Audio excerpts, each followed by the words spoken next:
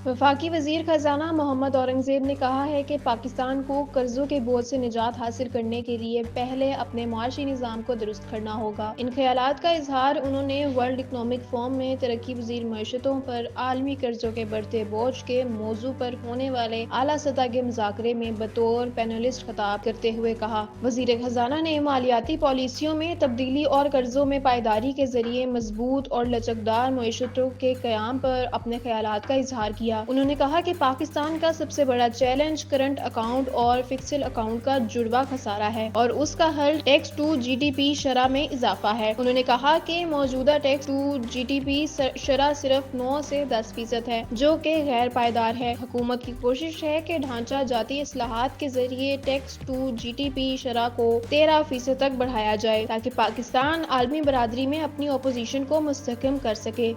वज़ीर ख़ज़ाना ने मज़ीद कहा कि कर्ज़ों पर इन्हिसार करने की बजाय पैदावारी सलाहियत को बढ़ाकर बरामदात में इजाफा करना ज़रूरी है। उन्होंने कहा कि पाकिस्तान की मुआशी तरक्की उतार चढ़ाव का शिकार रही है और जीडीपी की शरह नमू सिर्फ 4% होने के बावजूद मईशत दरामदात पर इन्हिसार करती है, जिससे अदायगियों का तवाज़ुन बिगड़ जाता है और हर बार IMF से मदद लेना पड़ती है। औरंगजेब का कहना था कि पाकिस्तान की अव्वलीन तरजीह पायदार तरक्की हासिल करना है और मईशत के DNA को तब्दील करके बरामदात के जरिए इस्तेकाम लाना हुकूमत की पॉलिसी है।